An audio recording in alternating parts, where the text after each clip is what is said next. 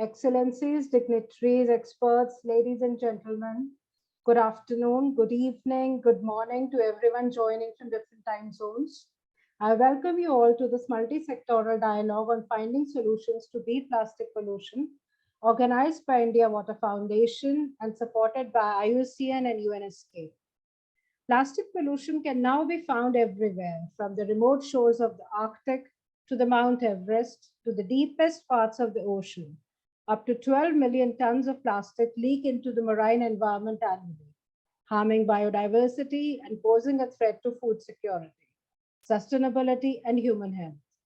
As waste management efforts are overwhelmed, we are only just beginning to comprehend the scale of this crisis.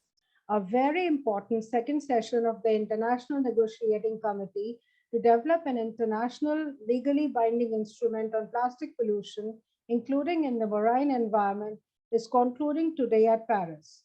Also, the theme for the World Environment Day is also to beat plastic pollution. From endless meetings like UNIA 5, 5.2, agreements like YNC 1 and 2, frameworks and bans, plastic somehow still find its way back into our lives. For instance, in India, even after imposing this ban on single use plastics, they are still in rampant circulation across the country. Awareness of the scale and nature of global plastic pollution has grown rapidly in recent years, but tackling the issue can't be left to random uncoordinated initiatives, nor should the responsibility be dumped on the shoulders of consumers. What are the circularity models for plastics that can be adopted? Is living without plastics impossible? Are there no economic alternatives to plastics? How many more awareness campaigns are needed? Are the policies and laws stringent enough for implementing bans? With so much plastic waste ending up in landfills, oceans, and the environment, plastic will continue doing what it was made to do: endure. So, how do we navigate against this endurance? To find out answers for some of these questions, I initiate this session. I will invite each one of you for an 8 to 10-minute intervention, and after the first round, I shall invite you for a brief closing remark. The first speaker I invite is Dr. Arvind Kumar, President, India Water Foundation, to set up the tone of this evening.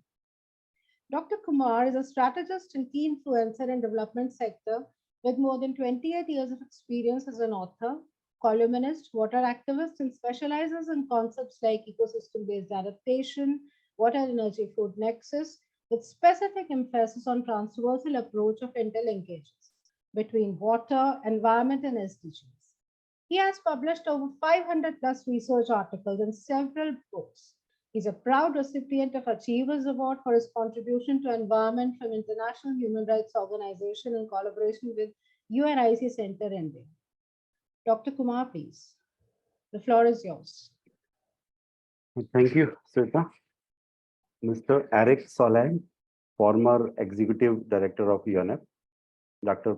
Prema Gamsu, Director General of IC Mode, Mr. Atul Bagai, Head of UNEP India Office, Dr. Rajan Sudesh Ratna, Deputy Head SSW Office, UNSCAP, Mr. Hitesh Vaidya, Director National Institute of Urban Affairs, Mr. Avinash Mishra, Advisor, Water and Land Resources, Environment, Forest and Climate Change of Niti Aayog, Government of India, Ms. Nightingale, Science and Strategy Group, Asia of IUCN, and Ms. Martina Bucard, Project Director, GIZ. Good afternoon to all of you and the audience who has joined us online for this important multi-sector dialogue on finding solutions to beat plastic pollution. The planet and humanity is being plagued by a triple planetary crisis: climate change, pollution, biodiversity loss. It threatens the essential ingredients of good health, clean air, safe drinking water, nutritious food supply, and security. And it undermines decades of progress in global health, poverty, elevation, and social development. Out of these, pollution threatens our land, food, water, air, and plastic is invariably present in each of one of them. In the past 6 decades, we have produced more than 8.4 billions of tons of plastics. Most of it has now ended up in landfills or directly in our natural environment. If we did not do anything about the plastic soup, oceans will carry more plastics than fish by the 2050. It is a tragedy for life and planet. They don't degrade but turn into microplastics less than 5 millimeters in size. These potent environmental contaminants are distributed pervasively in foods, drinking water, salt. As a result, microplastics have entered the human body through ingestion and inhalation and induce various adverse health effects.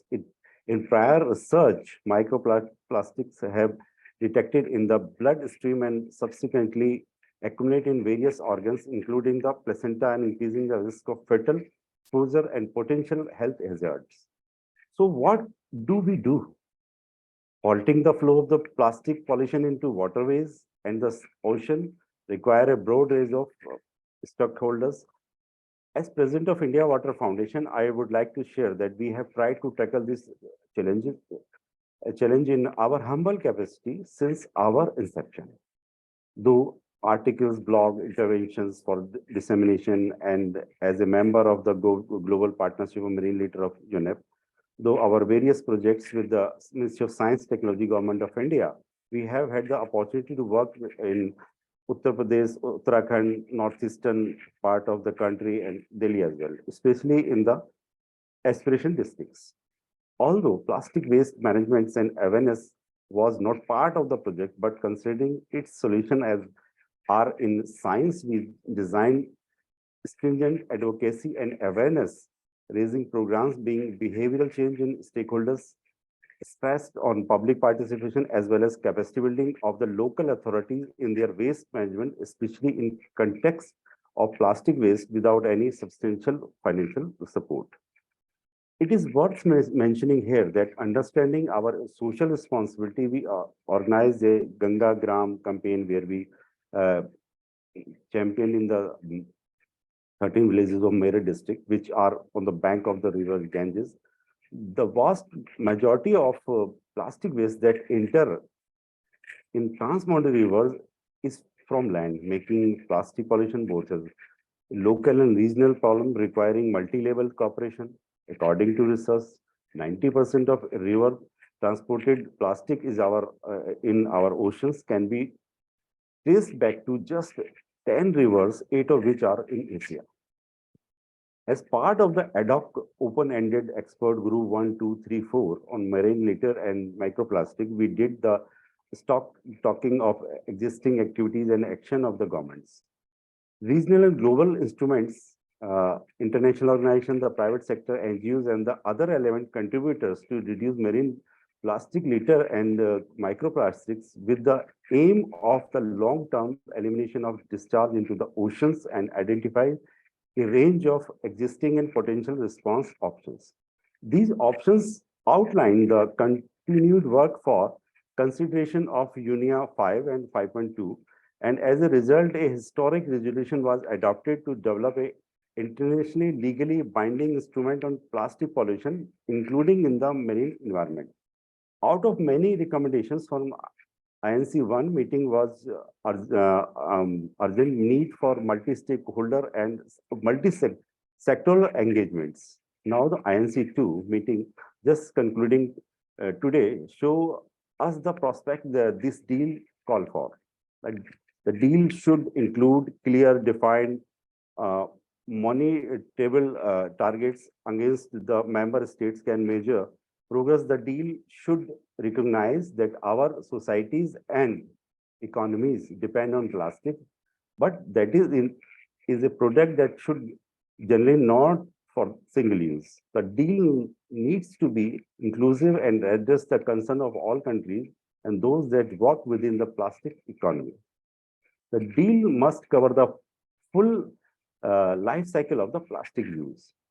Understanding the relationship between sectors and their interdependencies can support analyze of what is working and where there are gaps, various lack of incentivize or opportunities for taking appropriate actions to stimulate collaborative action to prevent plastic. We have to bring together stakeholders from local government authorities, private sector, informal sector, and civil society organizations. We have to improve waste management system so that the right infrastructure is available to receive plastic waste and ensure its reuse, especially in India, where it's the most mismanaged in the world.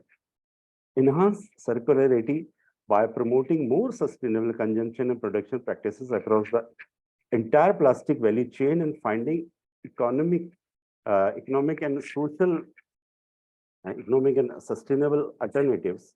For instance, the Mission Life introduced the Prime Minister of India promotes a environmentally consequences lifestyle that focuses on mindful and deliberate utilization instead of mindfulness and wasteful consumptions. The relevance of this mission is maximum for plastics, which actually need refusal. I'm sure the eminent speakers will throw light on some new approaches and ways to beat plastic pollution and also highlight the work done in India, as there are some views that not much work has been done in India to beat this challenge, which I am sure is not true. So let's view this as creating a new economy, not destroying an old one. Thank you very much. Thank you, Dr. Kumar, for setting up the tone of this event. Our next speaker in the line is Mr. Atul Bagai, because Sir has to attend another meeting. Mr. Atul Bagai joined UN Environment Ozone Action Program under the Montreal Protocol as a regional officer for South Asia in 2000 and served as senior regional coordinator to build the capacity of sub-regional networks in Asia and enable them to meet the compliance targets under the Montreal Protocol. In that capacity, he spearheaded and led some innovative initiatives with the Executive Committee of the Multilateral Fund. He was instrumental in designing and developing synergies between ozone-depleting substance phase-out and climate change in Maldives and Bhutan, green procurement policies in Mongolia, taking into account phase-out of zone-depleting substances as a legislation, a study of carbon credits and ozone-depleting substance destruction in Nepal, and most recently, the hydrochlorofluorocarbon phase-out plan for India that included energy efficiency and the cold chain. Prior to joining UN Environment, he worked with the Government of India for 17 years in a number of senior positions.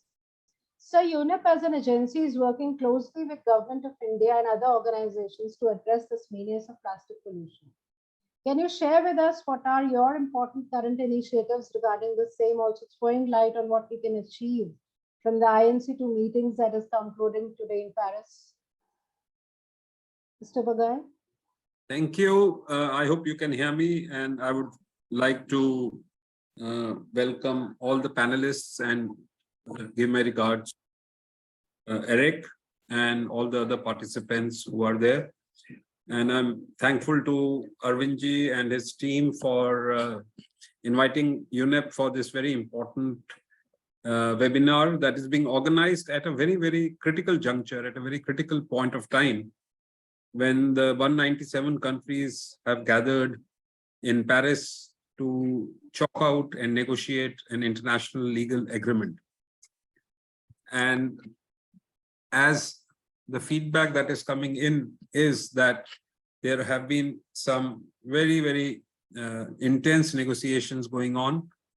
And that itself is indication of the kind of importance that the 197 are attaching to this most important negotiations going on at this time. I would like to highlight the fact that while there is intense negotiation going on also in the UNFCCC climate change platform, which will meet in Dubai in November, the kind of debate that's taking place on plastics is also equally intense. And the reason I think why this is The case is the fact that each and every nation is afflicted by this menace, the menace of pollution and the menace of plastic pollution. And they are all very keen to find a solution to it. In fact, this is becoming more intense also because plastic pollution we are able to see on a daily basis in our lives. When we step out of a house, it's all around us. And we live with this menace on a daily basis. And that is one of the reasons why this whole negotiation is having so much of intensity to find a solution. And we are hoping that by 2024 end, the countries would come forward to have a legally binding treaty. But I would also like to highlight that these negotiations that are going on also are inspired by the leadership, the global leadership and environmental leadership of India. And it was not very far back in 2018 when India hosted the World Environment Day, and Eric was there as the executive director. And at that particular time, the Prime Minister announced a single-use plastic ban in India, which was a very forward-looking policy announcement that was made, which was followed by so many countries subsequently. And what it led to also was not only national action and various kinds of policy measures that came in, but it also led to the United Nations Environment Assembly looking at plastics from a new perspective. And in fact, in UNIA 4, 2 resolutions were agreed to, one by India and one by Norway. And those 2 resolutions really formed the basis of action at a global level on addressing this plastic menace. In fact, the kind of inspiration that these 2 resolutions brought into the whole global narrative also then led to the resolution taking place in UNIA 5 on coming together to negotiate a globally legally binding treaty. And I think this is a very unique and historic step that has happened as a result of not only national efforts, but also of efforts by UNEP by bringing the whole global attention towards plastics in 2018. And we are coming a full circle in 2023, when in another week's time, the whole world celebrates the World Environment Day. And this time also the theme of the World Environment Day is Beat Plastic Pollution. And we are looking forward to some major policy announcements and actions on 5th June in the program that will be presided over by the Prime Minister on 5th June at Vigyan Bhavan. I would like to also congratulate the India Water Foundation and the efforts they have made in highlighting this whole issue. And in fact, from the perspective of water and water resources, the kind of pollution that's taking place because of plastics in the rivers and in the oceans and water bodies is something that needs to be addressed immediately. The land-based activities of human beings is actually what is leading to this menace in the water bodies. And I think unless we are able to address the land-based issues properly, we will not be able to address the water bodies being pollution-free and being plastic-free. I am looking forward to the discussions that will take place in this webinar. There is a variety of diverse and very highly recognized thought leadership that is available to discuss various issues. And I'm sure this webinar will lead us forward in the debate that's taking place at an international level. And I think it's come at a very opportune time. And I really congratulate Arvind and his team, Shweta and all, for organizing this on the eve of the INC2 coming to an end today. Thank you very much. Thank you, sir. So should I play the video that you shared with us?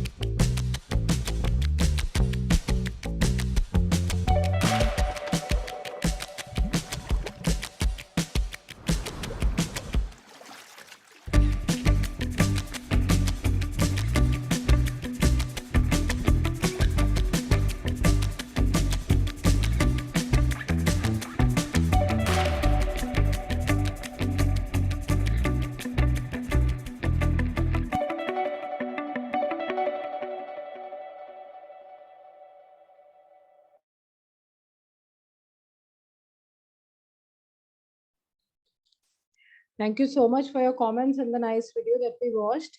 Now, my next speaker is Mr. Prema Gyamso. He's the Director General of ICI Mode. He has served the Royal Government of Bhutan for over 3 decades in natural resource management and planning, rural development, agriculture, forestry, livestock, and food production, rangeland management, livestock development, participatory approaches, research and extension, institutional building, climate change and environmental protection, biodiversity conservation, and organic farming too. He also previously has led ICI Mode efforts in policy and partnerships and regional rangeland management work. In his previous role as Minister of Agriculture and Forests, he was involved and often led to the enactment of over 60 pieces of legislation.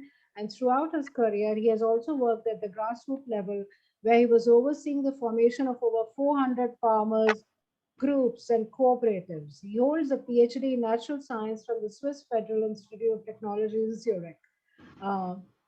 Mr. Gyamso, the floor is yours. Please, your intervention. Thank you, Shwetaji. Can you hear me? Yes, yes, we can.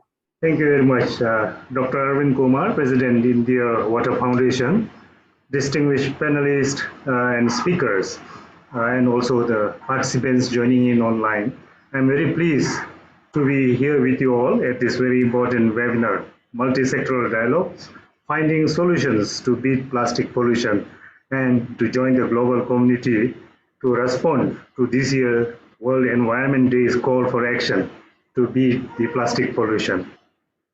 On behalf of ICIMOD, the International Center for Integrated Mountain Development, I would like to share my remarks on the extent of pollution in the Hindu Kush Himalayan region and what we have been doing so far and what we could do in future to support the call for action on this environmental emergency.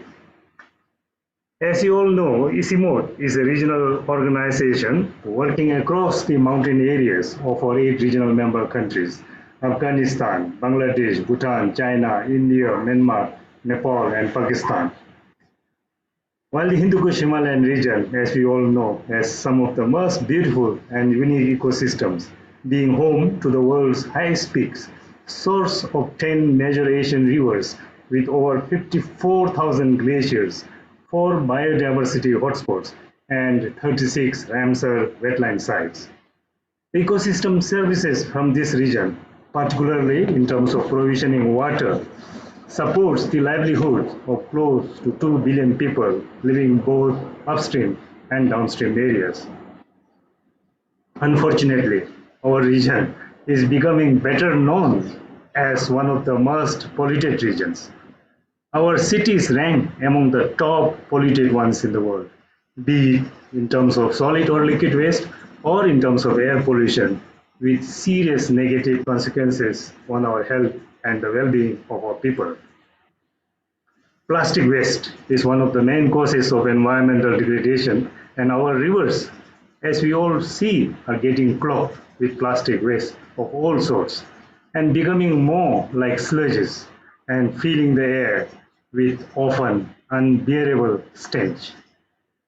Ironically, this is an issue that is featured most prominently in the national legislative, environmental, and development agenda and also received more media attention than most issues. Almost everyone seems to be aware about it and talking about it. Yet, policies and legislations, rules and regulations, awareness and cleaning campaigns, recycling, reusing, reducing, and introduction of alternatives to plastics have largely resulted in little or no impact. Landfills are overfilled with plastics. Roadsides, streets, rivers and streams, and even forests continue to be littered with plastics. One can see PET bottles, plastic bags, fast food packages, and wrappings of various consumer products almost everywhere. For example, Bhutan introduced a ban on plastics more than 2 decades ago, back in 1999. However, on August 2022, BBS, Bhutan's national television, rightly summed up when it announced, I quote, "From high mountains to low valleys, there is no place without plastic waste where man has set foot." The situation is as bad as, if not worse than, when the country first moved to ban plastics more than 2 decades ago. I think this is also similar in many of our neighboring countries. Numerous cleaning campaigns have been carried out by different groups, but this has also had little effect as there is no continuity. Attempts by municipalities to segregate waste and promote recycling of plastics have made little progress. Recently, Nepal announced a ban on single-use plastic on Everest after a 45-day collection campaign and collecting well over 24,000 tons of garbage. We have to wait and see whether it works. Very pleased to see that India has banned all types of single-use plastics from last year. Too early to judge, but a great initiative as well. ISIMO has been engaged in dealing with environmental protection since its establishment. It has started addressing the menace of plastic waste through several initiatives. It is working with selected municipalities in Nepal to promote the management of plastic and other solid waste, focusing on waste segregation, recycling, reusing, and reducing. It has engaged youth to come up with innovative solutions to recycle plastic waste and start green enterprises with the theme Waste to Wealth. This includes mixing plastic bags with bitumen for sealing roads, bags from shredded plastic, garden furniture, and so on. It has also introduced a community-based plastic-free trail in the sacred site of Mount Kailash program, Mount Kailash, through its Kailash Sacred Landscape Conservation and Development Initiative. It has conducted several studies on the extent of plastic waste disposal and solutions to address the problem in various municipalities. ISIMO is committed to continue its work and contribute to the efforts of our member countries in addressing the problem through research and demonstration and sharing of good practices among the member countries, along with our partners like UNEP and IUCN. Ladies and gentlemen, the time to act is now. There is renewed energy and enthusiasm to ban plastics throughout our region and globally. We need to not only have policies and regulations, but also institutions, cooperation, and resources to deal with it. The need for upstream-downstream cooperation is clear. If you look at the plastic waste ecosystem in our sub-region, plastic go upwards to the mountain areas, from the plains and coastal areas in the form of packages, containers, and wrappings. But then, most of the plastics land up in our waterways, streams, and rivers, and eventually end up even in the oceans. Therefore, actions have to be taken at all levels, local, national, regional, and global, to be effective. All people, regardless of socioeconomic or gender status, are affected, and all countries, regardless of size, economy, or geography, are also affected. Whether you are a producer or consumer, it doesn't differentiate. Now that policies and legislations are in place in most of our countries, we need to move forward in reinforcing our work collectively to reduce, reuse, recycle, and refuse, and I may say repurpose. However, this will not happen without every citizen becoming a green citizen with green minds and green hands. The starting point on this journey would be to instill a strong civic sense among our countries, among our citizens as well, so that each one takes responsibility for dealing with his or her waste. So let us join hands to beat the plastic. It can be done. Thank you, and over to you, Sweta. Thank you so much, Mr. Gyamso, for apprising us of the important work that ICI Mode is doing in the Hindu Kush region. Thank you very much for taking our time. Our next speaker is Mr. Hitesh Vaidya, Director, National Institute of Urban Affairs. Mr. Vaidya has more than 25 years of broad-based experience on policy, project formulation, implementation, and program management. He has been engaged primarily on UN, World Bank, US Agency for International Development assignments. The area he has been associated with are urban development, urban governance, and urban infrastructure management. Poverty alleviation has been an integral component in all his assignments. Prior to joining NUA, Mr. Vaidya was holding the position of country representative of UN Habitat India.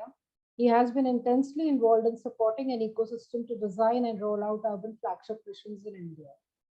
Mr. Vaidya, as Dr. Arvind Kumar and Mr. Bagai also mentioned in his remarks that the urban areas or the land-based pollution is something that pushes plastic into the rivers and eventually into the oceans. And with the waste management at its place in the cities and the smart city concepts being rolled out now, what do you think?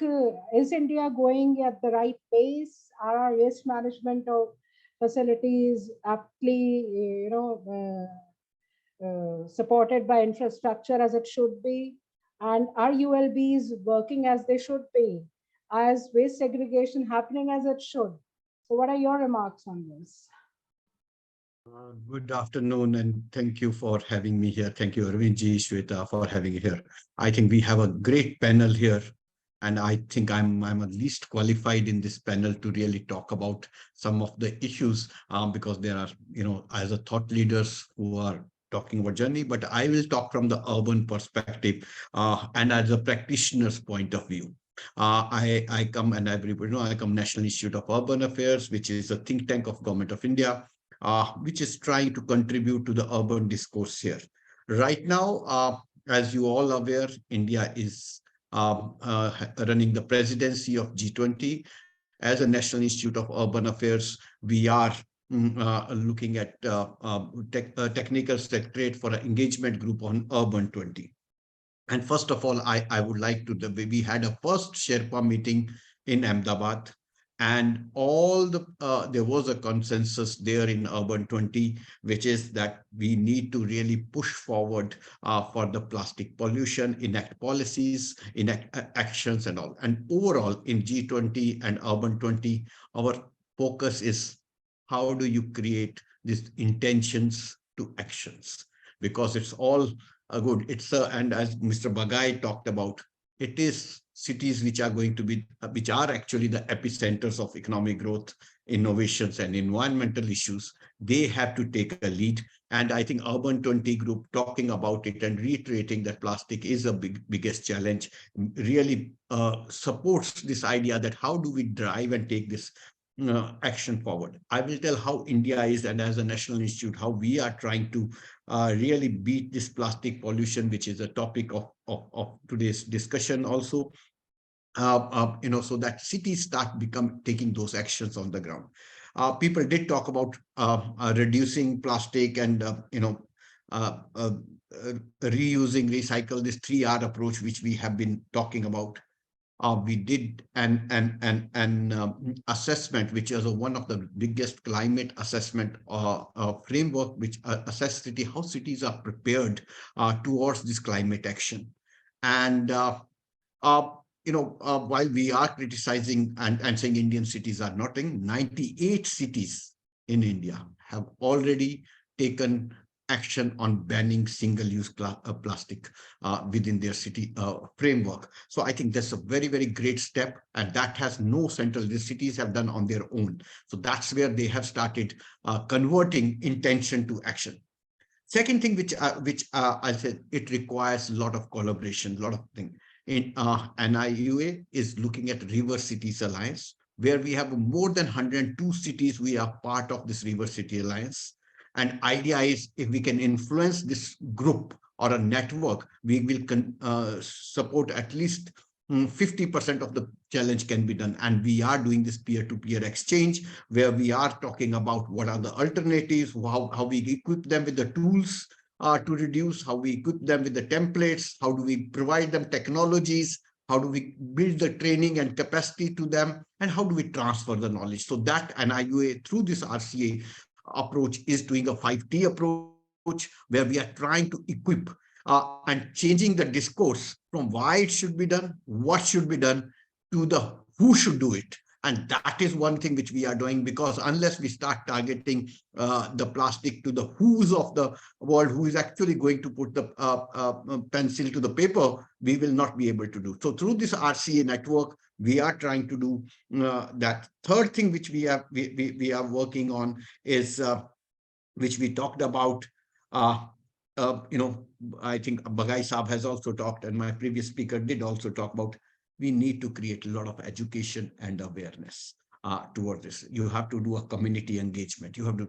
So while we are talking about education and vision, it is how do you bring young leaders or young professionals or youth of motivate them and inspire them towards doing this plastic free. And IUA has been creating a youth unit where we are did a first youth conclave where this was one of the issue talked about, so that you create that young leaders who can drive this message forward. Because other, like my previous citizen, we all have been banning legal issues is one thing, but how do you really channelize that legal into actual action? That's one area where we are talking about. And we have created this youth unit and youth thing where we are taking this message forward of plastic free or beat the pollution area, plastic pollution forward.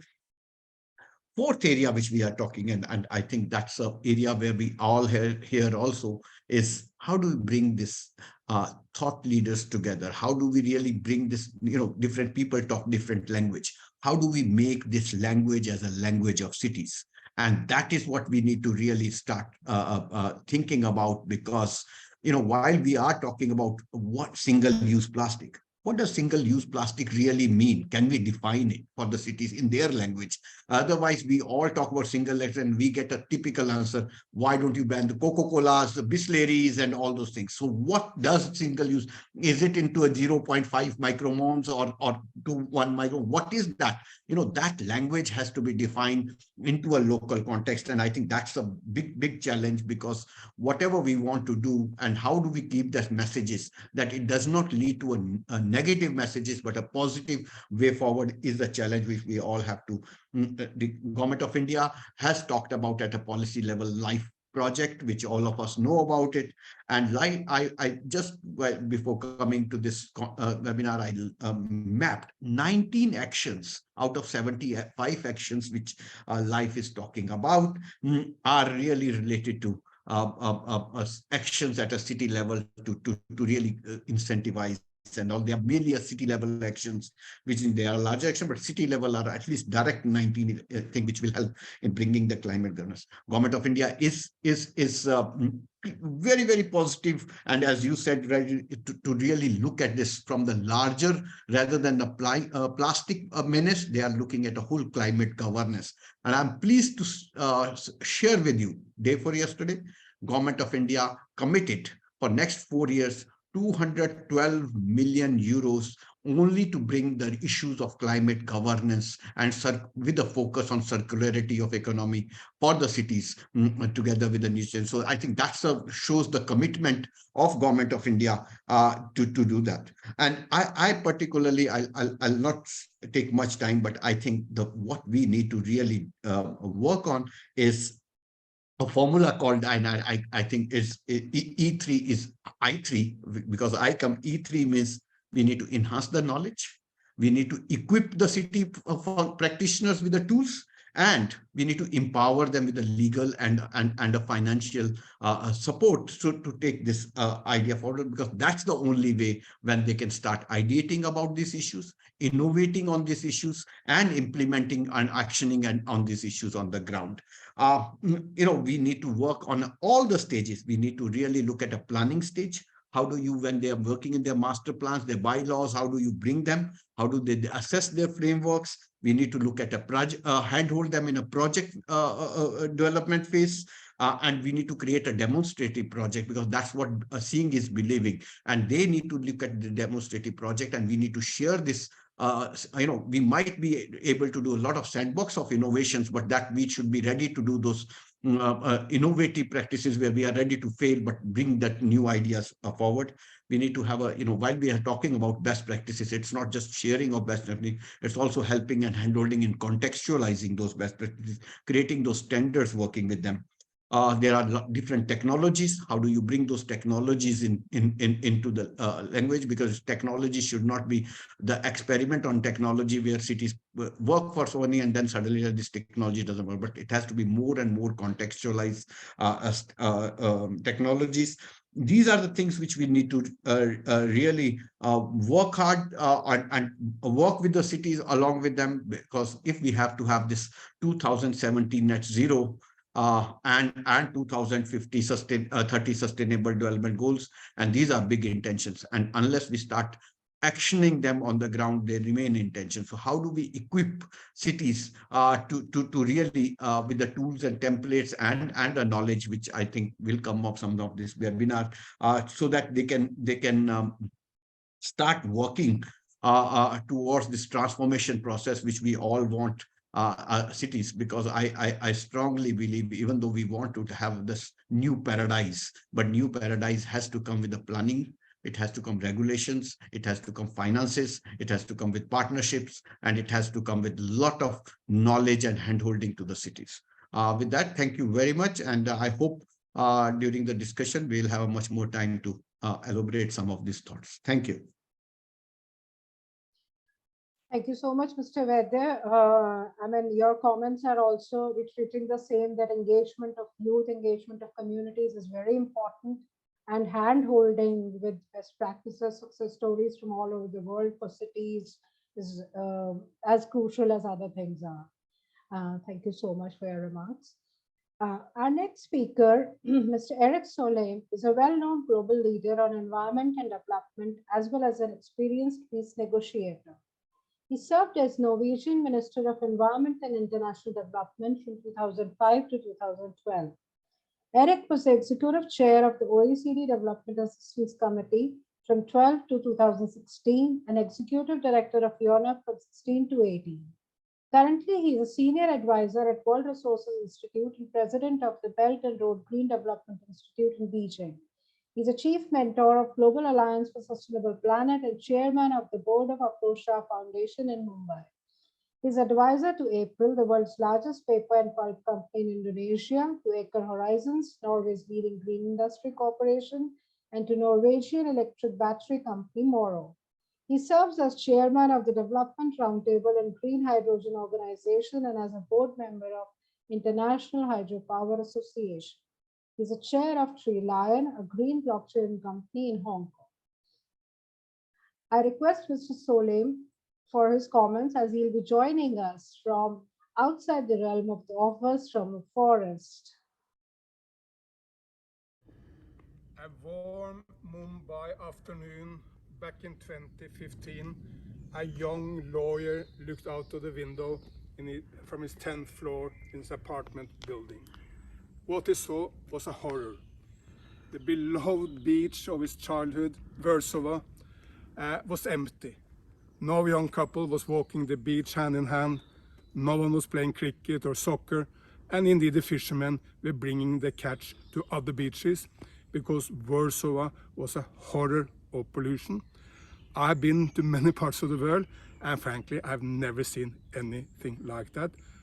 Half a meter of half hard-packed plastics, such a horror. Afros decided to take action. He did not write a letter to Prime Minister Modi or an op-ed in a Mumbai newspaper. He just went down to the beach and started picking plastics. In the beginning there were 2, then there were 10, then 100, then thousands, and in the end hundreds of thousands of people from Mumbai, mainly young people, have been picking plastic at Versova Beach and also at the Miti River, the main river through Mumbai. They started the biggest beach cleanup in world history, and indeed one of the greatest environment movements anywhere in the world, because people responded to the call. We don't want plastic out in nature. We don't want that in Mumbai or India, and of course we don't want that to happen here in beautiful France either. Plastic has no role in nature. It's an economic disaster because no one wants to swim in Sri Lanka or Goa or Bali if the water is polluted with plastics. It's an environment disaster because whales are eating and dying cows and camels are dying, and turtles and seabirds are diving down, eating plastics, believing it's shellfish and feeding the sick. And added, of course, it's a health disaster. We are breathing plastic, we are drinking plastic from water, we are eating plastic from fish. These need to stop. We don't know exactly the effect on the human body, but no one has suggested it's good for us. While plastic is out in nature is an absolute environment disaster, the good news is we know the solutions. And the solution is three-part. First, we need to ban all the single-use plastic items we do not need. Do we really need a plastic cup? Do we really need a straw? Do we really need plastic cutlery? The average North American are using 600 straws a year. Does it make them a lot more happy? We simply can't abandon all those single-use plastics, and that's indeed what Prime Minister Modi has done in India. Secondly, let's be a lot more innovative. Let's make plastics from wood, from sugarcane, from potatoes. Indeed, Indians throughout the centuries has been eating from banana leaves. That was the plates. If you want a straw, can it be made by paper or by bamboo? There are so many alternatives, and startups, often started by young people, are making all these new products all over the world. If you throw that kind of plastic into nature, like a banana skin, it will simply disintegrate. And lastly, all the plastic we do need to keep our hospitals safer, or our cars lighter, or make our food last longer, all those we need to recycle. This cannot be small-scale recycling just in a village here and there. We need large-scale recycling in India and China and the United States, bringing in all the plastic and making it into new products. Time is off for seeing waste as just garbage. Waste is a resource for new jobs, for new valuable products, and for solving the planet's problem of environment degradation. If you follow this recipe, abandon, being more innovative, and recycling, the plastic problem in the future will be a thing of the past. Plastic was once seen as a miracle material when the Americans invented it back in the 1950s, but then they became addicted to it and started throwing it away and overusing it. That must stop, and that's why the slogan of this World Environment Day is "Let's beat plastic pollution." I'm so honored to have been invited to speak to you on this topic today. India will lead the world in beating plastic pollution, but I'm sure people on all continents will take in this lead. The example set by Afro Shah in Mumbai is now inspiring people all over the planet. Thank you so much.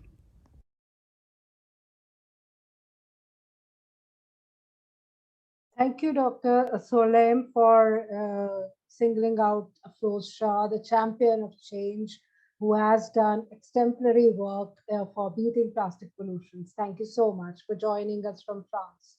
Thank you. Our next speaker in the line is Dr. Rajan Sudesh Ratna.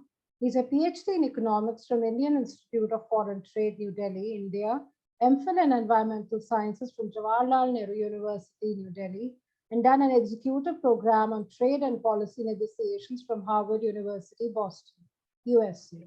Presently working as Deputy Head of South and Southwest Asia Office of UNSCAP, New Delhi, since August 2018, and leading research, policy advisory, and capacity building on helping countries accelerate progress towards achieving the Sustainable Development Goals. Mr. Ratna, as Mr. Hitesh Vaidya also spoke about this, so did Dr. Kumar, so did Mr. Bagai.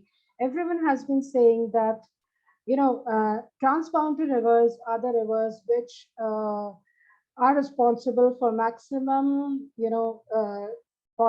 plastic pollution in the oceans, which eventually they throw into the oceans.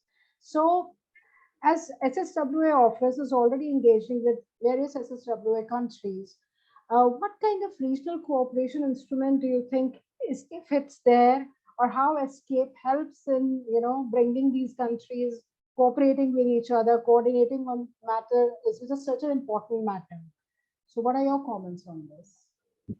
Thank you, Swetaji. First of all, let me congratulate India Water Foundation and Arvindji for bringing up this issue on World Environment Day. Of course, this is one of the biggest challenge which the global community faces, and in South Asia, definitely we are facing a lot of problems and challenges, and I will come to that slightly later. But I must also appreciate the previous speakers who put them things into the right context. Looking at the present state of affairs, and we talked about regulatory mechanism and how countries are trying to prevent.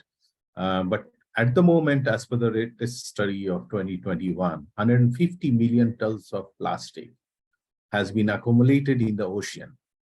And it has been broken down into uncontrollable microplastics. And they are going to be triple as per the latest estimates by 2050.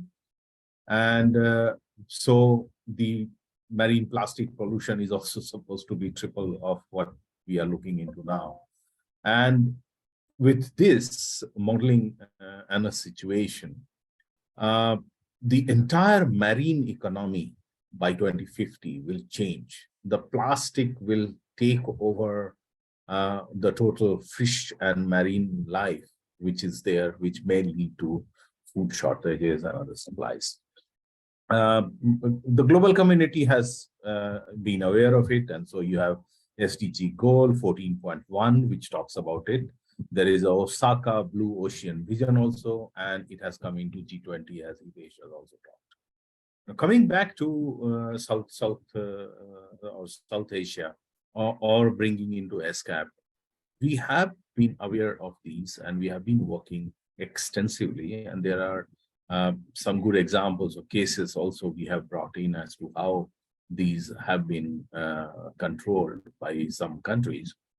And last year, ESCAP Commission session in Bangkok, also there was an event on this issue of plastic, and we did with UNEP partnership. If you look at South Asia, Afghanistan has banned on import and usage of plastic bags. Bangladesh has done in polythene plastic bags way back in 2002. Bhutan did it in 2009. India did it in 1998 on non-compostable plastic bags. Maldives, we don't have any information, but Nepal also has that nobody can import or produce, store, sell, the thickness based the plastic. Pakistan also, there is a ban on manufacture and some of them, and so is Sri Lanka. But despite that, we all know, and even despite the single use plastic ban and whatever we may talk about the government regulation all along, the challenge of the pollution which is being coming out of the plastic waste is gigantic. We all live in Delhi, you go to the market and still you can see people coming out with the plastic bags and taking it with them. At the same time, the government has banned many of the places and the countries about it. Still, you can find rampant use of the plastic. So coming into that, we identified some of the policy priorities and we have been working on it. And the challenge which we found is also on having a baseline data on plastic pollution and waste management of city at a national or a regional level, and facilitating the knowledge exchange. So this is one pillar which we have been working on, and we think it is very, very important. Support structures that can help improve the waste management system, that is very important, because unless the waste handling management system are in a position to tackle it, it would be leading to a lot of illegal dumping, littering, and other pollution effects. We have had some good examples, and some of the examples where like in India, Kagar, Kutch, Patra, Kastakari Panchayati in Pune in India, they had an kind of more effective waste collection services, and they tried to address the leakages across the plastic value chain in the entire thing. So we are trying to build up on these good practices, which some of at a local level they are following. The other issue is how to better enforce these plastic bans. As I said, we have many of the regulators and the government coming out on the ban, but enforcement is lacking, and awareness among the people is also not that much. Utilizing it in terms of an economic integration, looking like a circular economy, as to how it can be regenerated, recycled, and waste management, again, it comes into that, would be another important policy perspective, and that is where we are also working. And on top of that, some speakers also talked about, engaging all stakeholders, including the civil society organizations, the private sector, and regional and international organizations, bringing them all into one platform, creating awareness, and where the the civil society organization or self-help groups can play much important role, because they can do on-site collection, taking it to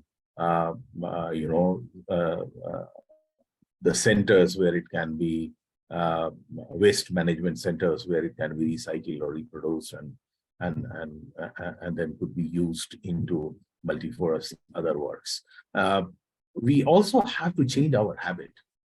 Like and it's pleasant to see. I have seen in government meetings earlier, when you used to go, you get the plastic bottles kept there, but now I see there are water bottles. In the hotels, I see it is changing, plastic bottles there.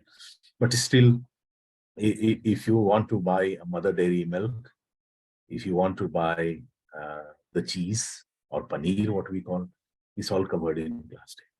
So many of the even government or a public sector or such institutions which are using these plastics need to change. I am very happy to state Arvindji has gone to our SCAP office in Bangkok, and our SCAP head office in Bangkok is totally plastic free. If you go to a coffee shop, you go anywhere, you won't get it in a plastic mug. Even the straw is made of paper. So sometimes it becomes difficult to drink if it's for a long period of time. Perhaps there, what we require is having some kind of a technological upgradation which can come out with these kind of solution. So multifarious usage, where technology can play a very, very important role in terms of providing alternatives, so that the habit of people can also change, and if both sides, the demand and supply, can be minimized for usage of plastic. Thank you very much.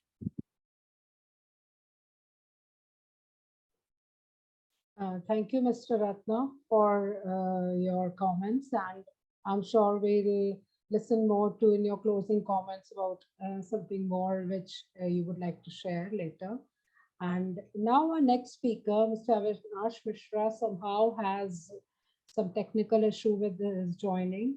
So we are waiting for him to join. In the meanwhile, I would invite Ms. Nightingale, a senior program officer leading the IUCN Asia Regional Coastal and Marine Program, as well as regional focal point for gender equality and HRBA. She holds a BSc in Marine Science from University of London and MSc in Fisheries and Aquaculture, and has 24 years of international experience working with international development organizations. Her work focuses specifically on addressing the multiple issues associated with sustainable coastal resource management, including disaster risk reduction and climate change mitigation and adaptation, through resilience building and integrated coastal management policy and practice across South and Southeast Asian countries. Ms. Nightingale, I'm sure you'll be sharing with us the wonderful work that IUCN has been doing in addressing plastic pollution or in coastal management with these coastal countries. And I would also like you to highlight some of the aspects of what, as a science strategy sector, IUCN is especially doing in addressing this menace, as we have all been talking about it, specifically because coastal communities and coastal countries are the ones which are most affected by the tide of plastic pollution that comes out of the oceans. So the floor is yours, please. Thank you. Thank you very much. And thank you, Dr. Kumar, for the invitation. And it's a pleasure to be here, distinguished panelists and participants. In fact, IUCN has been working in the issue of coastal and marine plastics for over 20 years. And our work started in the need for knowledge and understanding, the data collection and in-depth scientific analyses of microplastics in particular. So my role is within IUCN in the Asia region. And so the marine plastic pollution issue has become a very prominent sub-program within Asia within the last 8 to 10 years. And so if I may reflect a little bit on some insights and in relation to the topics of this very interesting conversation, what we have learned within Asia dealing with the marine plastic pollution issue. And I think maybe first to note is that it's now fairly conclusive that between Southeast Asia and South Asia, this region is the biggest contributor to coastal and marine plastic on the planet. So it really does fall to Asia to start looking internally to get this right if these interests around global agreements are going to meet their targets. So there are many challenges and issues that relate to this. It's a really holistic I think we cannot think of a single other issue which is quite as holistic and touches every sector and every part of society. It's an issue, there are issues that relate to the political and policy. It's an economic issue, as Eric mentioned earlier. It's an issue of population growth and how we actually manage investments in waste management to cope with our growing needs within society. And it's an issue of knowledge and capacity to innovate. And many of our speakers have spoken at length to some of those interests. But today, you know, in the last 2 years, we've seen the climate change concerns and biodiversity concerns be connected and linked. Today, we join the pollution issues to that agenda. It's that much of an important global agenda. And it's part of the triple planetary crisis. So we have climate, we have biodiversity loss, and now we have pollution. It's of this scale of concern that we now talk about pollution. And of course, the global treaty and the ongoing conversation this week has been a very interesting start to negotiations. And the ambition of this treaty is to end is to, by the end of 2024, to be signed by all 175 nations to eliminate new plastic pollution by 2040. So everyone must agree on the extent of the problem and what their role is to play in addressing this issue. And I think finding common ground, and we've seen a lot of interesting debate this week in terms of agreement by all actors, government, industry, civil society, is going to be necessary to make the change across these nations. But it won't be easy. And I was interested to hear earlier Mr. Varidya say that, and whose responsibility is it? And, you know, ultimately, yes, it's the responsibility of everyone, but if we make it the responsibility of everyone, it becomes the responsibility of no one. So I think we have very, very specific tasks for every actor involved. And it's for government and business being producers, importers, and brand owners, and for consumers, with the government policymakers playing a very critical role in developing and implementing the necessary enabling legislation. And we've heard many examples of legislation which has been put in place for dealing with plastic pollution. And we've also heard about some of the failures in some of the existing regulations that have already been started.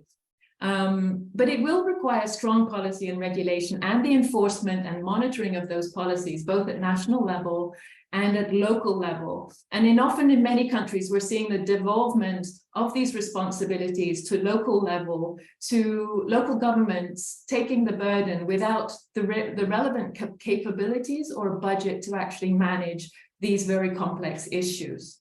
So we've heard today as well that we must take a holistic approach if we're going to meet some of the targets which hopefully will be coming out of this treaty. And when we say life cycle or holistic approach, we're talking about from extraction and design to manufacturing, logistics, sales, consumption, and end of life and recycling. And if we look at the current patterns in terms of national policies that are designed to reduce plastic pollution, and if you divide that into 4 categories: production and design, consumption, disposal, and circular approaches. In Asia, we see a predominant development of policies which are focusing not on the production and design phase, the upstream, but on the consumption and use. And many people have talked today about the plethora of bans, but there are also other economic mechanisms that are aimed at reducing consumption, taxes, subsidies, tradable permits, deposit refund schemes that we've seen emerging. But the main focus for these, and particularly for the bans, has been on single-use plastic. And whereas there may be debate in defining single-use plastic, I think if, you know, it is 2/3 of the waste plastic that is being produced today, I think we shouldn't debate too much on definition. We mean short-term use, with single use, a single short-term use. And it doesn't mean that we need to define the microns or the thickness or anything like that. It's short-term use. But we've also heard today some of the weaknesses in some of the regulations that are aimed at single-use plastics. And many of you have mentioned them already: weak monitoring, enforcement. And we notice across globally that the use of bans is often used as a mechanism when the options to improve investment in waste management systems don't seem to be apparent. The other key area we've seen national policy at work is in looking at the circular approaches. And so we see a huge interest on the downstream solutions for circular economy once plastic has become waste. So interest in looking at recycling, upcycling, but as I've mentioned earlier, very little interest or investment, at this point in time in upstream innovation at the production stage. And I think one of the key messages I would like to give, and sort of in line with some of your guide questions, is plastic pollution is essentially an economic issue. We have an end-of-life product that has negative value. And this is basically since the raw virgin polymer is cheaper than the recycled polymer. And this is why we throw it away. We simply throw it away because it has no value. And so this core concern of economic issue has to be addressed. Also, plastic recycling practices, are they really circular? We know, in fact, that generally products can be recycled once, or maybe even recycled to an even poorer grade product, maybe twice.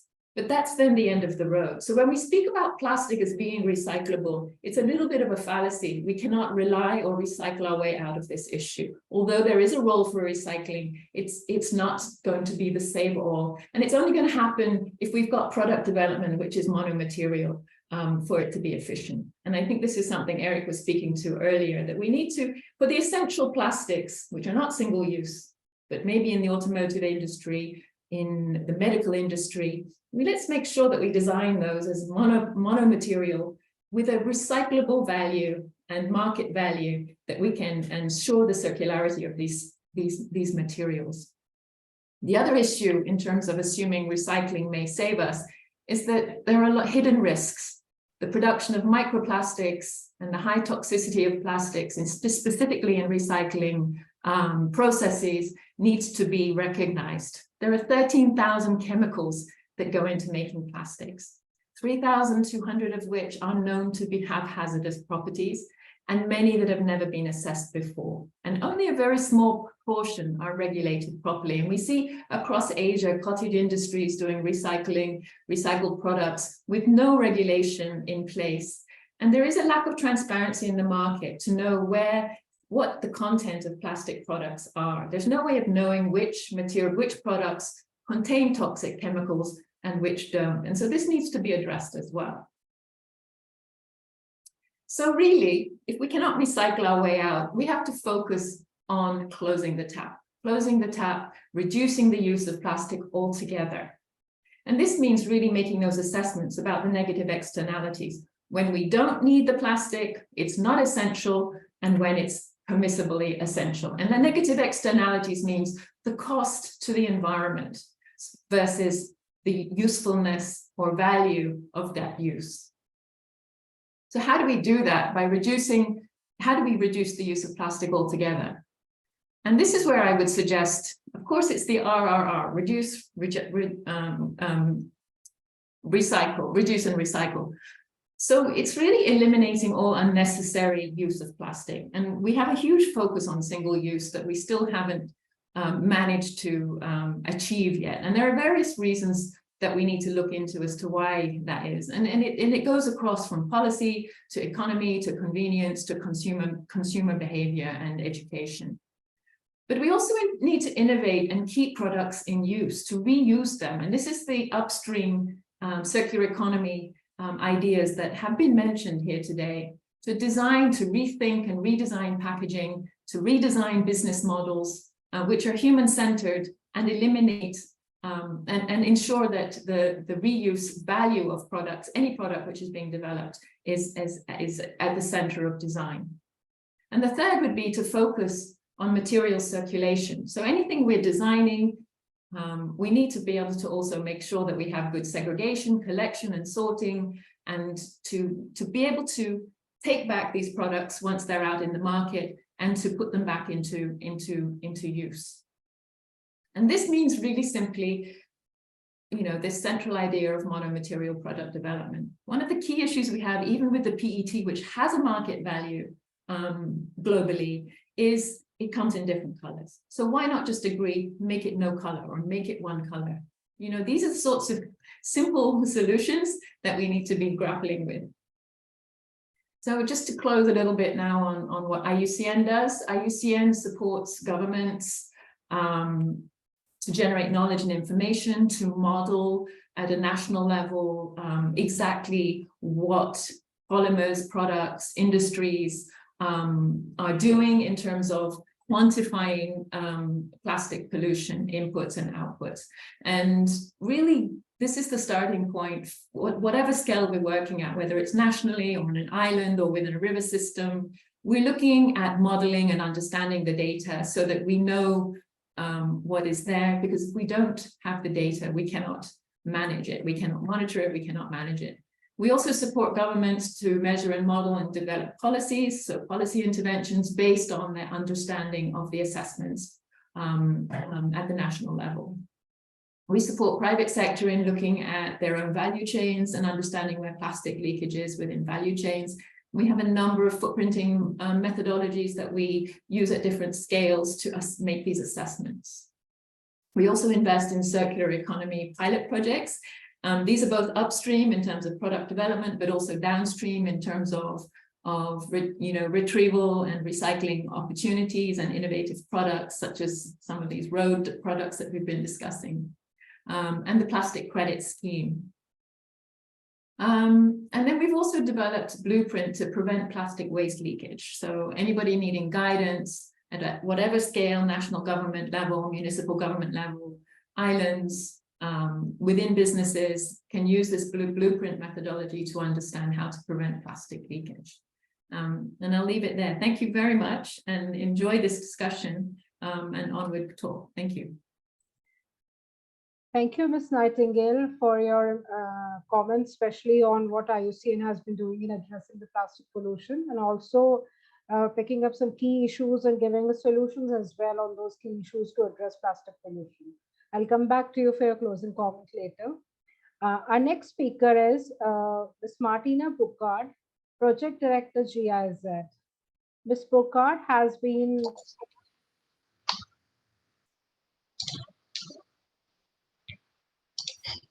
Ms. Burkhardt has been working with GIZ since 1995 in various functions in countries like China, Vietnam, and African countries in the area of environment, governance, economic development, and capacity development. Since 2015, she's based in India, being responsible for the Indo-German technical cooperation on Ganga rejuvenation, including a co-financing by the European Union with the support of India-EU Water Partnership. Ms. Burkhardt, my specific question to you would be, of course, highlighting the work that you're doing with GIZ, especially for Ganga rejuvenation. So is addressing plastic pollution part of that initiative somehow? Because of course, if you're talking of rejuvenating a river, we're talking of cutting off the pollution from the source, then continuing it to the sea. So your comments on that now. Okay, thank you very much, first of all, also for inviting me to this distinguished panel and to this meeting today, to this webinar, and also welcome to the audience listening to us. Before I go to talk about really what GIZ is doing, let me start also with the topic of solidarity that you had put as one of your guiding questions, yeah? Because of coming from Germany, yeah, from a country of the global north, yeah, I think that we also have, as Germany and as countries like Germany, really have a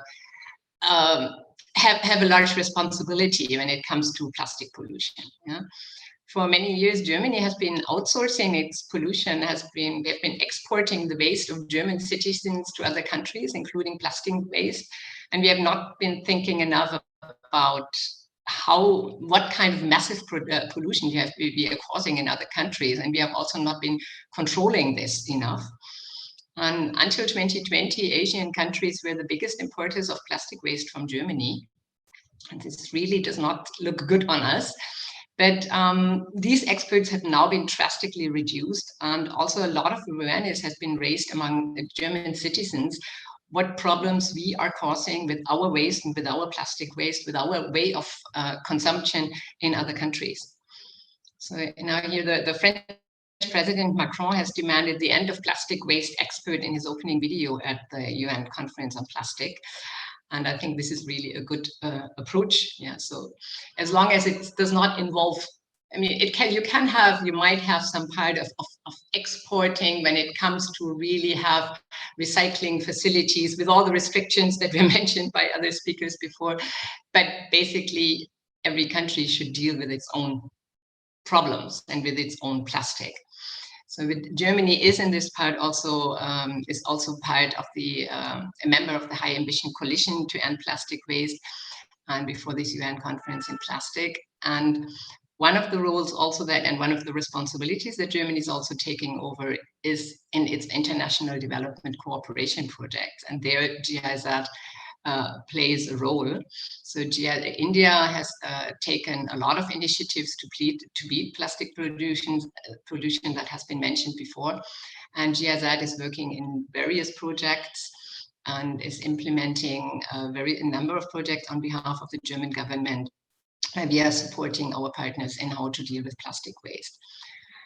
This is not part of it, is the project that you mentioned on the Ganga rejuvenation, where we are working overall on river basin management approaches, integrated river basin management approaches that look at prioritizing issues and analyzing and cooperation of all stakeholders together to manage a basin, and to come up with very precise measures. And these have to be agreed upon between all stakeholders and between all relevant bodies. And the very important thing is that you come up with measures and program of measures that are implemented, that have baselines, that have targets, and that are monitored. Because many plans and many things that you have in India and in other countries, it plans that remain in some bookshelf, in some drawers, and are not properly implemented and monitored. So this is something that we are working on in Ganga rejuvenation, but also on resource efficiency projects, marine litter projects, and in general with in urban development projects that are implemented by GIZ on behalf of the German government and other clients that we are working for. One of the things that we all think that is very important and has been mentioned several times, it's reducing the use of plastic. And here awareness raising play an important role. It was mentioned already before. Awareness drives and awareness raising among different groups in the society are very, very crucial. But we all have to start looking at ourselves first. Yeah? Let's go and have a look in our own kitchen, in our own bathrooms, in our shopping bags when we come home from a Saturday shopping trip, and see how much plastic can we find there, and how much did we try to avoid plastic, because sometimes it's just more convenient for all of us. So this is something where we really should, every one of us should ask and question ourselves and act accordingly. Because when consumers put pressure on vendors and in the industry, this is also a contribution to change. And here in India, we see a lot of activities when it comes to awareness raising, a lot of NGOs and a lot of institutions, also participants here in this panel, do a lot of awareness raising activities. And GIZ is also involved in this, and awareness raising campaigns on plastic waste and its effect on the environment. It's not, of course, the usual cleanup drives are organized in different cities. They are important, although they are repeated over and over again. And you always think like, okay, how many of these drives do you actually need before people stop dropping their plastic waste or their waste anywhere? But it's part of the awareness raising process. But what we need to see is young groups have also been mentioned today, and school children, young leaders, yeah, who really can be valuable change agents for the society. School children educate their families when they go home and say, oh, why are we doing this and why are we doing that? Our teacher said we should not do this. Yeah? So in this aspect, also in the Support to Ganga Rejuvenation project, we have engaged with school teachers in schools, in a lot of schools in Uttarakhand and in Uttar Pradesh, and developing participatory learning material. It's called the Ganga Box. That includes a lot of topics, various aspects of Ganga rejuvenation, water cycle, and river management, but it also has a specific section on plastic, and this is very much implementation oriented, to really give children the chance to learn something about the effects of plastic in the environment, and then go back and in the next time they go outside with their parents to do for shopping or so, they say, no, we should not use this bag here. We should bring our own bag. We should behave differently. Well, this is this part about the pressure that consumers might have, but then, I mean, we still have to do a lot to deal a lot with the existing plastic. So proper treatment of the plastic products must be a main goal. This requires, on one hand, policies, regulations, laws. A lot of that is needed. And as also was mentioned by previous speakers, many of those regulations, laws exist in many countries. India also has taken over leadership in many of those laws and regulations, bylaws, plastic waste management rules. But also in many times the enforcement and the implementation of these rules. This is still something which is more on the weaker side. So there, I think we need strengthening of relevant institutions on the state levels, on the district levels, on the urban levels. The example we see in that there are still many local industries engaged in plastic production that go unnoticed and generally contribute to plastic pollution. And it should be enforced that no unit should be allowed to manufacture plastic carry bags or any multi-layered packaging unless it has obtained registration from regulatory authority prior to the commencement of production. This is just one example of rules, and that should be enforced. And in these, the ULBs play a major role, because they're in the ULBs in the cities, a lot of the plastic occurs in the waste, and they have to deal with it. And Mr. Vaidya from NIUA, you have already mentioned the River City Alliance, which is a great initiative and which Germany is also committed to support, because there it's a lot about capacity development, knowledge exchange with between the ULBs. Because one way of beating plastic pollution can be accomplished by guiding all ULBs towards sustainable plastic waste management, by adopting suitable measures for plastic waste minimization at source, and with an emphasis on the 5 R's that we all know: reduce, reuse, recycle, recover, and rethink. So what can ULBs do? One part, it's obtain an overview of generated waste. I think Mr. Satna, I think you mentioned the importance of to get baseline. So how much waste is there? Yeah, how much do you need to deal with, so that you can design specific measures and develop the measures according to the amount of waste that you have. And GIZ is working on this, setting these baselines and obtaining overview on the generated waste in various projects. Segregation at household levels need also to be strictly enforced. Also, that plastic waste is collected as a separate stream of municipal waste. And we see also that ULBs are setting up material recovery facilities to minimize plastic pollution, and things that still, since this process, we see that is still going on, of awareness rising, and people still dropping a lot of also plastic waste in the river, but generally waste in the rivers. At that, until we all stop doing things like that, monitoring of drains and boom barriers installation to prevent floating plastic material into the river still needs to be done. It's advocated also under the Namami Gange program in a coordination with ULBs, so that helps in collecting the plastic and sending it to recycling centers. This has to be an intermediate activity, so because we still see that a lot, that we still see too much of plastic waste and of waste in general just being thrown into the rivers and into the water bodies.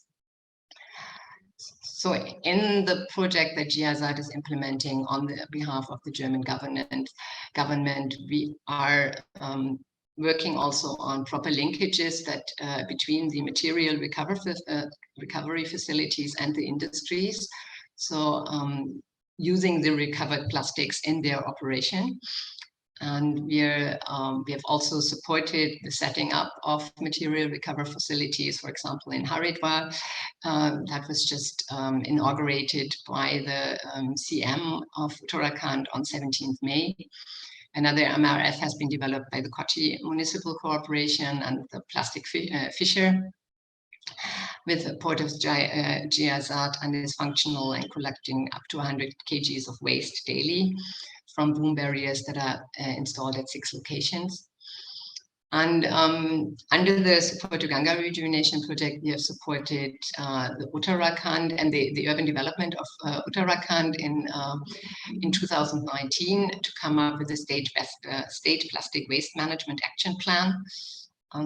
Doing some of the things, promoting some of the things that I've already mentioned, waste segregation at source, linkages with the recycling industry, registration of producer, recyclers, manufacturers.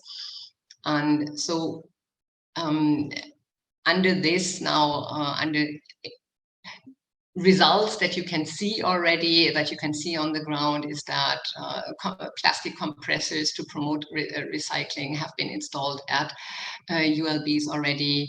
And you see a lot and you see these MRFs that has been installed, but it's still a lot of work that needs to be done on the ULB level.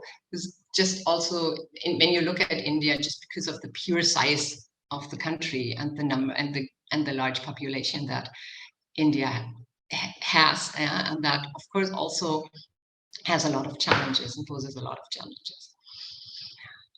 Another topic is producers' responsibility. Of course, producers need to work out on modalities on how to collect their waste and how the waste that they produce is recycled and and pay and become responsible for the waste that they are producing, or for the plastic that they are producing.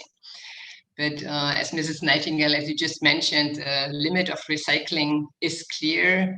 Many times it's one-time recycling, but then it's also more downcycling than recycling, and recycling also has a lot of problems.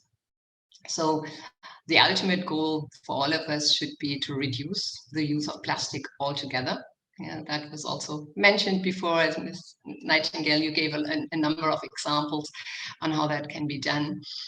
And I no need to repeat anything here, but it's clear, I mean, from all the speakers that we heard, we are all together in one boat here, yeah, and on one planet, we are all together responsible.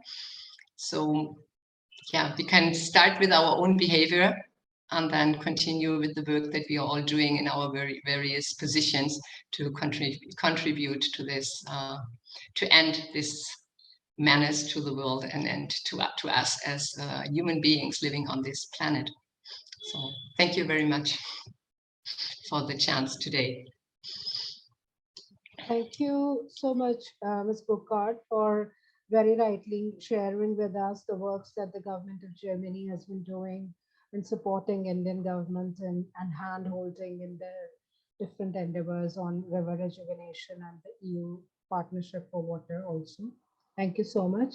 And we have been talking about EPR, about community engagement, about several other things, finance, infrastructure creation, hand-holding, technology, and everything. So I would now like to come back to all the speakers one by one for their closing comments. So first of all, I would come to Mr. Raju S. Ratna. What is your closing comment on this? I think you summarized most of the points which I was thinking. I can, sum up by saying 5 pointers, which I would like to highlight again. The one is we widely understand and note that reducing a single-use plastic is one of the most efficient ways, but also improving recycling infrastructure, strengthening, expanding the recycling infrastructure is crucial, which is not very effective if you compare with the production and usage of the plastic which is there. So it needs to go up to that. And when it comes for improving and the recycling infrastructure, it also is important, to encourage innovation. Because without that, it would be very, very difficult to control the usage of plastic. And as I said, people will have to change their style, living habit to change from plastic to non-plastic, things, especially for packaging and other usage. So innovation is very, very important. And perhaps apart from, imposing bans, government should consider giving some subsidies for, upscaling the recycling infrastructure or towards the research and development on these. So that could perhaps, and definitely EPR is important. But again, I think what I said, and the title of this workshop so is good. Unless you have a multi-stakeholder consensus and effort built in, and there actually a lot of canvassing, campaigning, dissemination about. It's not only the plastic as an environmental issue, but also we know plastic has different health hazard. I mean, continuous use of eating, drinking plastic, and it's cancerous. Once it goes inside your body, it remains forever. So it has several health effects as well. And people need to be aware of this, like a campaigning, which you can see for smoking and how it leads to cancer. There are a lot of advertisements which are there. For plastic, I think it's a high time when we need to go to upscale at that level of campaign to bring that awareness. That is all I can think of to suggest. Thank you very much. Thank you so much, Mr. Ratna. Those are some very wonderful comments, closing comments, especially lifestyle and behavioral change things. Thank you so much. I would request Dr. Arvind Kumar for his closing comment, please.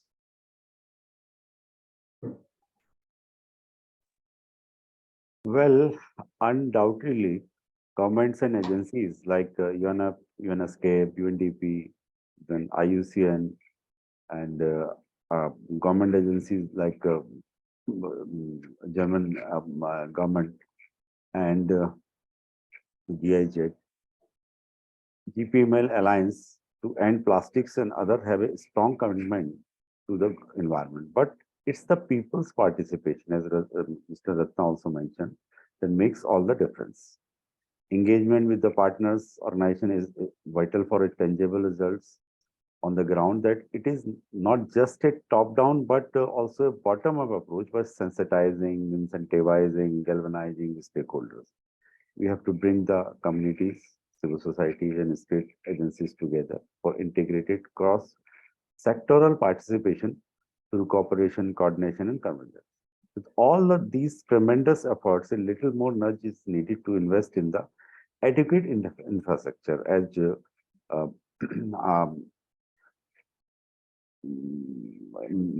from NUVA, they suggest the various things. So, with all these tremendous, adopt a circular-wise approach, elicit international cooperation to encourage efficiency and protect and restore ecosystems. I strongly feel that at this critical juncture, there is a dire need to redesign sectoral interventions. We should revile or revet our ecosystems.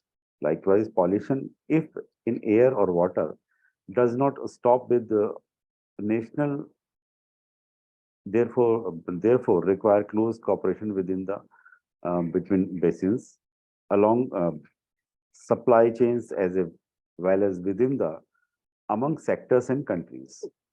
But we have to understand, do we have an optimized and coordinated planning, policy regulation, financing process for these linkages?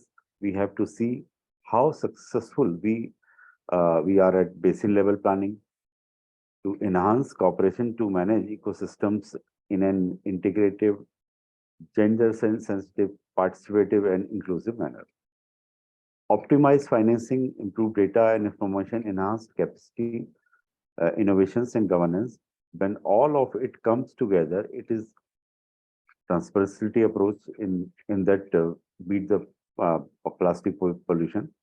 Now these accelerators need to be filled with actions by all the actors together with other sectors for pro planet and pro people approach. Thank you. Thank you very much, Dr. Kumar, especially mentioning stakeholder engagement. Everyone has been talking about stakeholder engagement, communities to come along, change our behavior, change our lifestyle patterns, change our consumption patterns. So I think these are some wonderful comments. Thank you for sharing with us. So Mr. Prema Gyamso, what are your closing comments on this? Thank you very much, Shwetaji. I think I've been listening to some very, very interesting commentary as well as ideas and so on. But I think there is consensus that we need more baseline data and we need to define what we mean by single-use plastics, and maybe other definitions are required.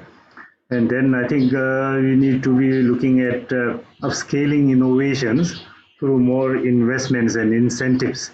I think most of the countries now, most of the governments have put in place adequate legislations, but that needs to be also translated into doable policies and practices, regulations, so that we have alternatives before banning. I think that was the message I heard. Instead of going straight ahead with banning plastics, we should first work on alternatives. So, if you, and I also recollect clearly Miss Martina's comment, GIC's comment on we have to look at ourselves first. So I think we can all start from our office. So you have the plastic folder and you have a paper, indigenous paper folder. This is more convenient, this is more bulky, but I think we need to switch over. And of course, the other things that we all need to do is again, stop using PET bottles, bottled water. We need to go for water, drinking glass in water, bottles, in glasses and so on.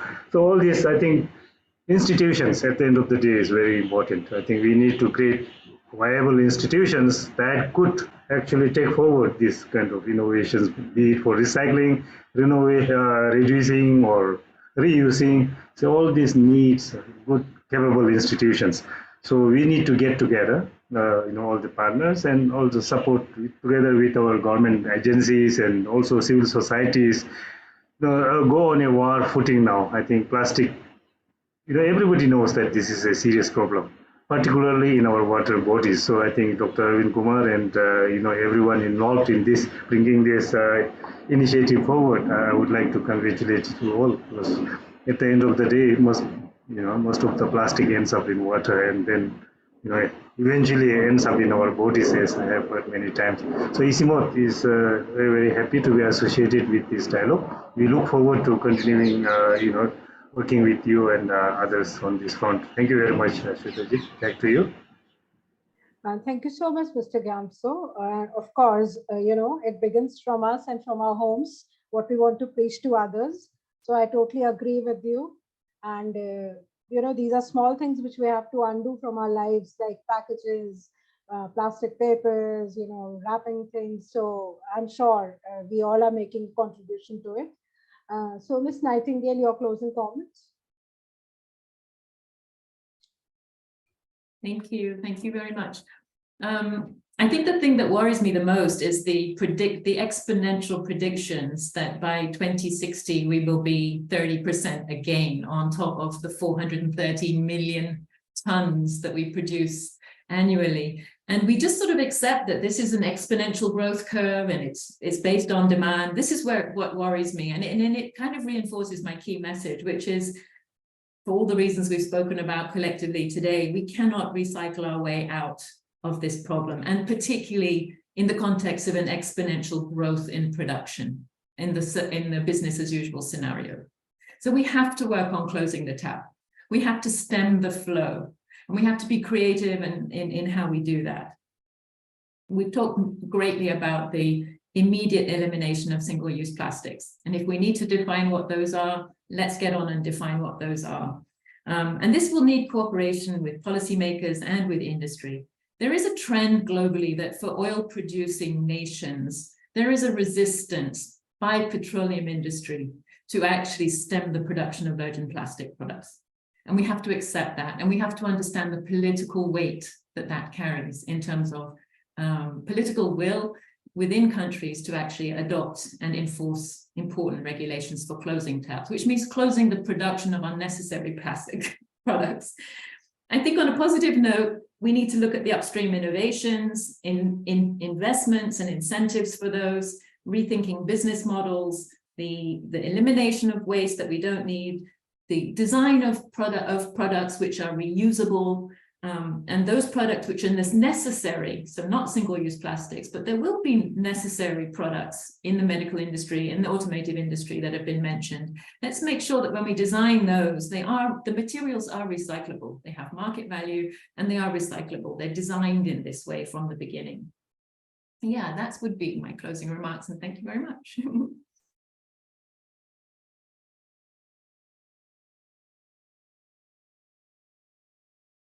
Thank you so much, Ms. Nightingale.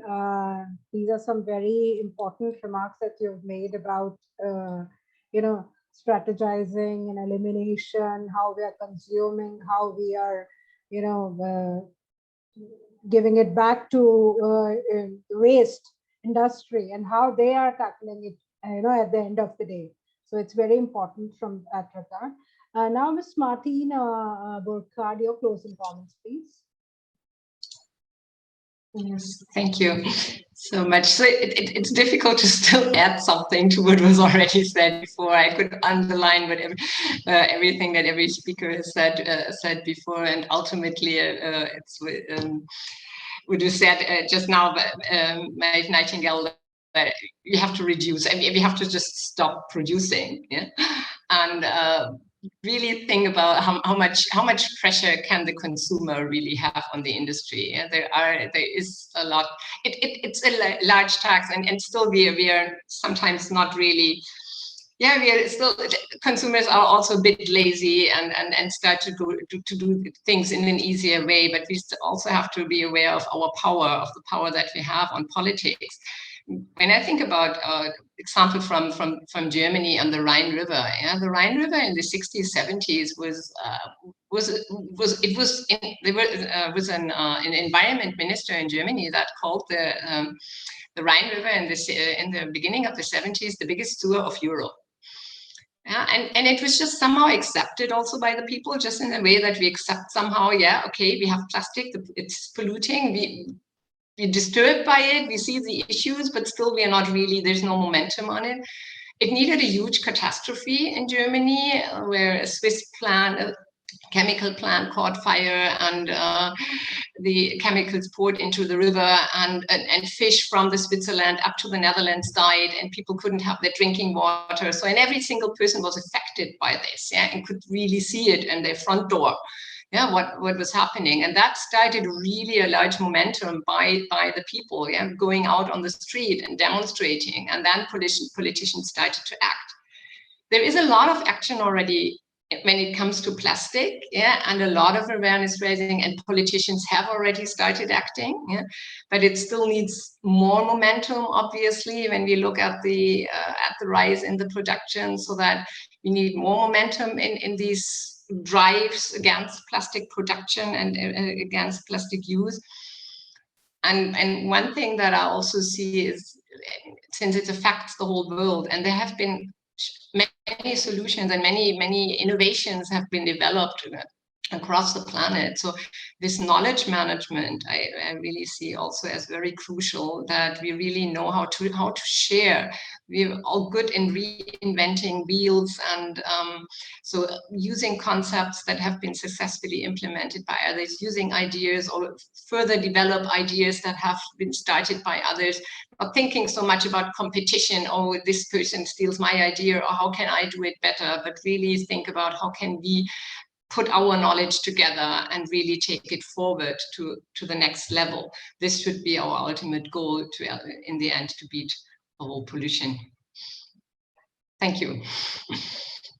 Thank you, Ms. Burkhardt, for adding to what all our speakers have already been speaking, and your comments definitely, the Rhine River that has been restored and rejuvenated. I think if we can do half of that for Yamuna in Delhi, I think every one of us would be very happy, looking at the status of what the river is going through. You can do it. You can do it. I did a boat ride on the Yamuna yesterday. And actually, it's really, yes, it is a polluted river, but there is a lot of things that are already going on, yeah, and that we should really not forget that. Absolutely, and we can do it. So making the world plastic pollution free is not going to be easy, and the responsibility is not limited to one stakeholder, the plastic industry or governments.